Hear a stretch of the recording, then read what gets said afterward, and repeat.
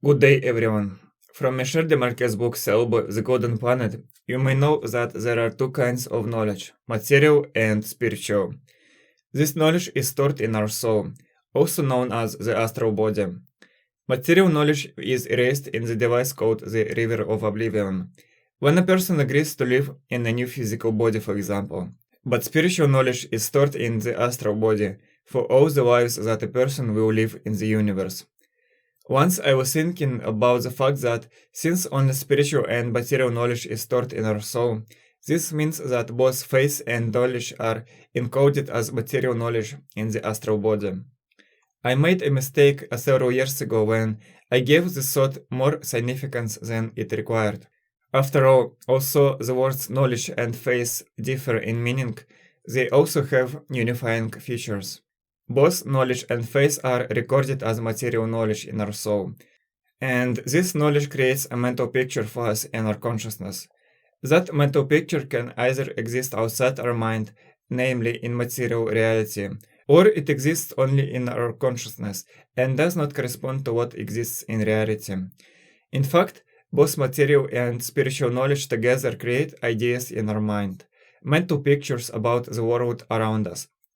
What I will mean by such pictures applies to both material objects and intangible concepts. As an example, when someone talks about the shape of the Earth, I imagine a spherical object with continents, oceans, and an atmosphere. And this mental picture actually exists outside of my mind. This material knowledge is knowledge. Then I can imagine how three turtles hold the Earth on their backs. If someone said that such a mental picture really exists, that our planet on which we live stands on three turtles, then that thought would be erroneous, because reality is different. But if a person were talking about the Earth standing on three turtles, which he actually saw in a toy store, then that mental picture of the toy in the store would actually be true. So we have two possibilities. Either something exists or it doesn't. Either our mental picture is reflected in reality or it's not. And we have several words to describe how sure we are that something exists or doesn't exist. This confidence creates a spectrum, a scale of confidence that our mental picture really exists. At one end of the scale is the word knowledge. When we are sure of something, we say we know it. Then comes the word faith or belief. I'll use the two interchangeably here. We use these words when we have no evidence or justification for the existence of something, but inside of us we feel that it must be true. We say we doubt something when we're not sure it can actually exist. And of course, these words can also be used to deny the existence of something. For example, when you know for sure that something didn't happen in your life.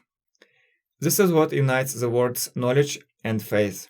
They are simply part of the same scale of certainty that something exists or doesn't exist, and they differ only in the degree of that certainty. But there's also the ultimate knowledge with the capital letter. Such knowledge is when people know all the things that exist in the universe, including the laws of the universe. People can determine that they know everything there is to know in this universe when they no longer have any questions about why this or that exists or happens. Everything is interconnected, and any vibrations in the universe, one way or another, manifest themselves somewhere. This reminds me of Jesus' words that nothing is hidden. People from Thiaoouba have such knowledge, which they repeatedly told Michel Demarquet. At times, we may be mistaken in our conclusions, when because of ignorance we may have made an error in our theories, which will prevent us from seeing the truth until we see our error. I will be direct and say that I'm talking here about gravity and about speeds exceeding the speed of light, and about auras, and about some other things that I know actually exist from Thiaoouba prophecy and from my life experience. I know about the truthfulness of Michel's book itself through my personal experience with Thiaoubians and the knowledge gained from that experience. This is a great moment to explain why I consider my experience with Thiaoubians to be genuine, and why what I experienced could not have been caused by something or someone else. In this segment, I will occasionally make references to my life experiences, which I wrote about in my free online book Simple Truths of Life. There are also several videos in which I talked about that experience. To begin with, I will give as an example the shape of the Earth. I know that the Earth has the shape of a slightly flattened spheroid, due to centrifugal forces caused by the rotation of the planet around its axis. At the same time, I have never been in Earth's orbit to look at our planet and make this conclusion. So why do I say I know, and not I believe? It's all about common sense and logic. I won't go into all the details, since one could write a whole book on the subject, but I'll just say briefly that I studied physics and astronomy, and from the knowledge gained I understand that the Earth is spherical, and common sense tells me that the numerous researchers from all over the world could not be mistaken in such an obvious matter. Common sense says that people have actually been sending people into Earth's orbit for decades. As a child, my mother and I observed in my father's apartment a small star passing through the whole sky. It was the Mir station, as my mother explained to me then. People can buy a telescope or a camera with a large zoom and take a photo of the ISS to prove to themselves not only the real existence of the International Space Station, but also the reality of space flights. Then people could photograph the planets of the solar system, such as Mars, and then they would also understand that Mars is spherical. Why should Earth be different?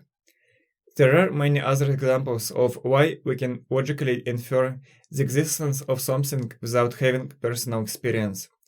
So, let's talk about experience with the inhabitants of the planet of the ninth category, Thiaoouba. Some might think that it was all in my imagination. For this reason, I am somewhat glad that I have a lot of experience with the imagination, because thanks to it, I learned a lot about the workings of our consciousness. I know for sure that when a person is focused on reality, then the haze inherent to the mind, which is heavily absorbed in fantasies or abundant thoughts, dissipates, and everything that really happened becomes very clear and distinct in our minds. I've had cases when, with full focus on the present moment, I recalled the most insignificant details of my life from my distant childhood. And at the same time, the memory was so clear that it felt like the events that surfaced to the surface of memory occurred no more than 48 hours ago.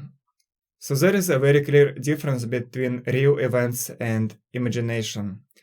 Then I know very well that I myself generate my fantasies. I am aware of what I am doing. And I am aware that the fantasies in my head occur according to my choice, and not just like that. Nothing happens just like that in the universe. Since in the beginning there was the superior intelligence, and after his decision the material world appeared, which he created, and it cannot be otherwise. A material thing can only be created by the decision of the mind, and not vice versa. All those visions were not generated by me. Most of the time I didn't even expect to get those visions at all. Could my visions of sorrow have been caused by me? For example, be what I call hallucinations. Visions and hallucinations have the same essence for me, and I distinguish them only by the negativity of the experience. The word vision represents a good experience in my opinion, while the word hallucination would represent the experience that was not very pleasant. Thus, we see another scale, similar to the scale of confidence in the existence of something. In this case, it's a scale of sensations from the experience of illusions. I've had several experiences with hallucinations when I saw the clown monster eat. I'm glad about this, because from that experience I gained some knowledge about hallucinations. Firstly, I myself generated that hallucination, albeit not on purpose. Secondly, after I realized this, I began to do the opposite action, concentrating on the present, on what data was coming from my five senses. This helped, and the vision dissolved as a logical outcome of that choice and action. In this episode, I am absolutely sure that I myself generated that vision of it. This is logical, given everything that preceded that vision. My frequent thoughts about it, which for some reason I kept bringing back to my mind, and my slight anxiety about those thoughts. Having removed both extraneous thoughts and anxiety, the vision was gone. As for the visions from Thiaoubians, I never expected them, and nothing happened to cause my body to generate those visions.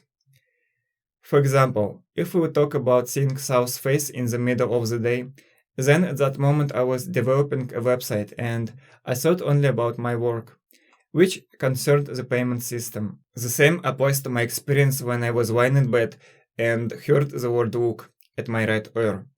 It was the first and only such experience in my life. Another important detail is that until that moment I had never experienced anything like this, no visions at all. Additionally, I mostly stopped having those visions after my 25th birthday, when I basically got all the knowledge and evidence I needed from Thiaoubians. But due to my then stubbornness, I only started to change my life 3 years later. And it's not like I had a lot of these visions, maybe several in 1 year. The same applies to my experience with telepathy, when I accidentally emitted into space thoughts of unknown contents, and then, a few days later, received a clear answer from Thiaoubians. Those two cases were the only such events in my life, and they are both absolutely logical.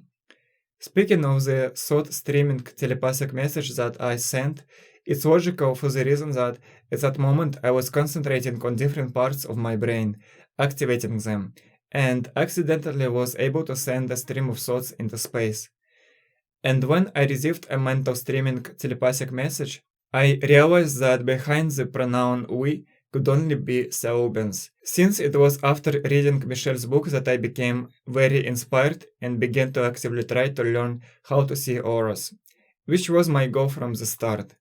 The book gave me very important hints as to what one had to pay attention to in order to learn to see auras, namely the pineal gland, and perhaps the first chakra, located between our eyes, 1.5 centimeters above the nose.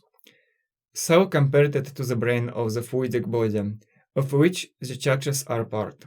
Speaking of the two telepathic messages that had been received by me in the form of a so-called voice in the head, that voice was completely different from the voice that we have when reading to ourselves, or when voicing out fantasies. Before finding Thiaoouba, I had not experienced anything like this, and after my 25th birthday, I also did not receive any more telepathic messages. The fact that I have not experienced these things before is important, as it shows that the whole experience is not the result of some illness, as some might assume. Then all telepathic messages had a specific meaning. Moreover, I, as if felt the presence of intelligence behind those telepathic messages, a very advanced intelligence. I will also touch on the comments of a few people who suggested that my higher self could be responsible for those visions, and even telepathy.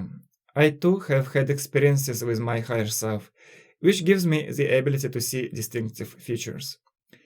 But the important thing here is this.